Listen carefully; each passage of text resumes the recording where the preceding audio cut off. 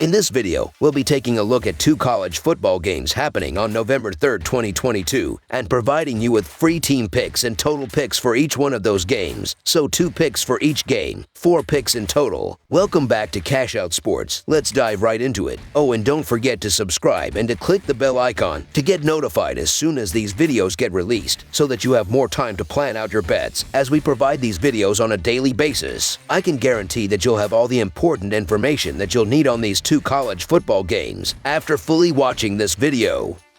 One more thing before we start. If you would like to gain access to our best exclusive betting picks to take your sports betting journey to the next level, then check out our Patreon in the link down below, where we offer anywhere from 1 betting pick a day up to 10 betting picks a day and much more. Now let's get started. A pair of teams from Conference USA do battle on the gridiron in the Lone Star State, searching for a victory. The UTEP Miners are on the road as they make the in-state trek to face the Rice Owls Thursday night. UTEP comes in off a 24-13 home loss to Middle Tennessee in their previous contest Saturday night. Rice was blown out 56-23 at home by Charlotte in their most recent contest Saturday. In the all-time series between the programs, Rice owns a 15-9 advantage, though it was UTEP that picked up a 38-28 home victory in the most recent matchup back on November 20th, 2021. Which school earns their 5th win of the season? We break it down. The UTEP Miners are 4-5 this season after they lost to Middle Tennessee by a score of 24-13 in their last game. UTEP only gained 292 total yards, turned the ball over once, and went 0-1 on 4th down attempts in the game. The UTEP offense is averaging 21 points per game with 224.2 passing yards per game and 140.4 rushing yards per game. Gavin Hardison has thrown for 1,941 yards, 10 touchdowns, and 8 interceptions for the Miners this season. Dan Hankins has rushed for 547 yards and 2 touchdowns, while Tyron Smith has caught 56 passes for 803 yards and 5 scores for UTEP. The UTEP defense is giving up 27 points per game and 355.4 yards per game. The Rice Owls are 4-4 this season after they lost to Charlotte by a score of 56-23 in their last game. Rice allowed 514 total yards and turned the ball over once in the loss. The Rice offense is averaging 29 points per game with 222 passing yards per game and 149.1 rushing yards per game.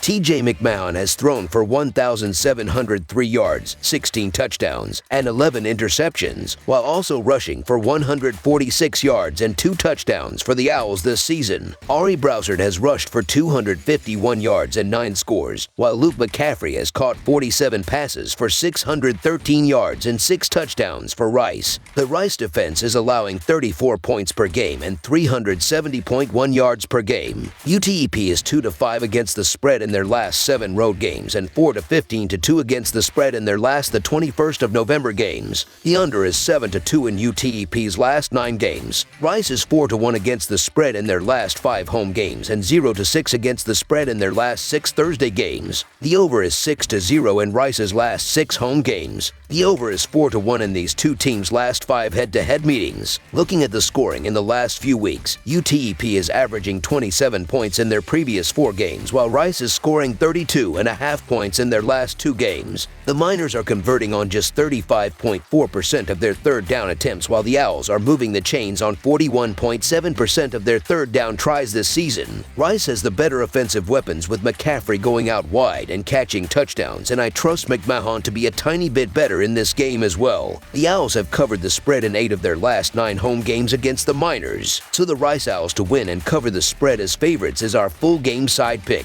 At first glance, this total feels too low considering how poor these defenses have been thus far. Rice yields 34 points per game, while UTEP allows opponents to score 27.4. Furthermore, both defenses rank outside the top 80 in opposing drive efficiency and outside the top 90 in opposing touchdown rate, per Football Outsiders. However, these are 2 of the slower-paced teams in the country. UTEP ranks 96th in seconds per play, while Rice ranks 115th. Both teams come into this matchup off a loss and have quarterbacks with a high number of combined turnovers and turnover-worthy plays, so I would expect each offense to operate with a slow and deliberate pace in this game. The weather forecast calls for winds between 10 and 15 miles per hour on Thursday night in Houston. I try not to put too much weight into this, but it adds another element to consider in this matchup as both quarterbacks rank in the top 10 in average depth of target. The longer the ball is in the air, the more likely high winds can play a factor, especially for quarterbacks who are already inaccurate like Gavin Hardison and TJ McMahon.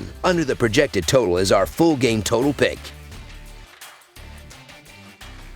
Appalachian State versus Coastal Carolina. Appalachian State will try to extend its two-game winning streak when it faces Coastal Carolina on Thursday night. The Mountaineers have won back-to-back games since suffering a loss to Texas State in early October. Coastal Carolina bounced back from its first loss of the year with a 24-13 win over Marshall last week. Appalachian State comes into this game with a 5-3 record overall, and they have won 2 games in a row. In the last game against Robert Morris, the defense was elite, giving up only 3 points, and that led to the 39-point victory. Chase Bryce had a big game, completing 17 of his 23 passes for 185 yards, 4 touchdowns, and 1 interception. Nate Noll rushed 5 times for 88 yards. Appalachian State is averaging 37 points, while their defense is giving up 24 points per game. Usually, the Mountaineers are known for their defense, but this year it's been the offense that has led them to success. On the other side of this matchup is Coastal Carolina, who sits with a 7-1 record, but they have gone 3-4-1 against the spread.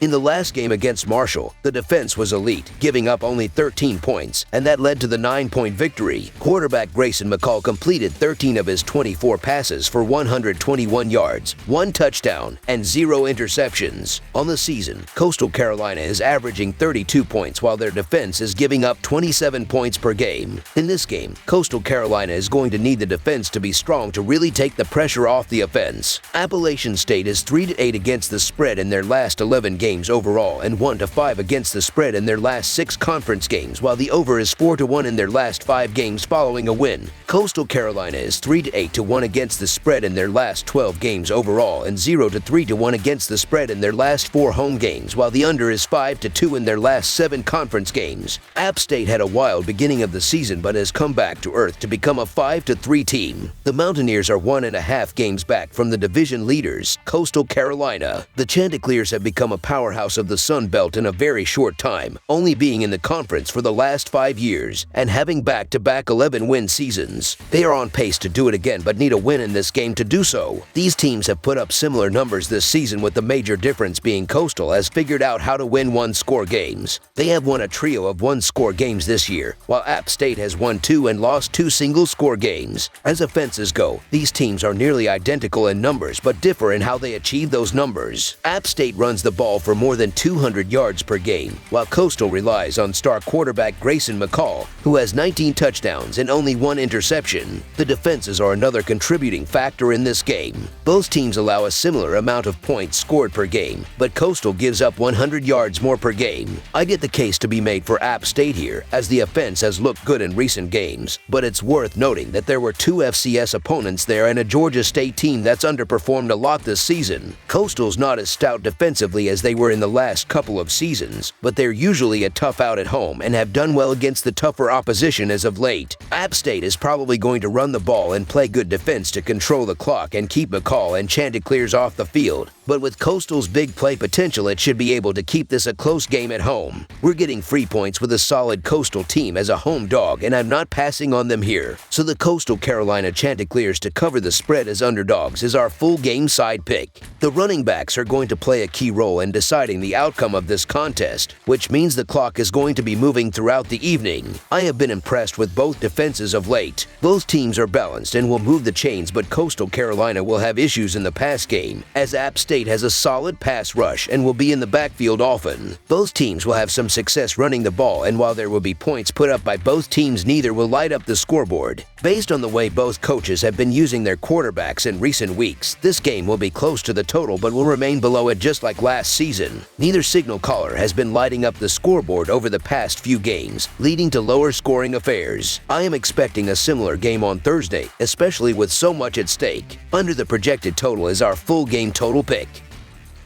That's all for now, so if you have any other games you would like reviewed, then leave a comment down below with the game you would like analyzed.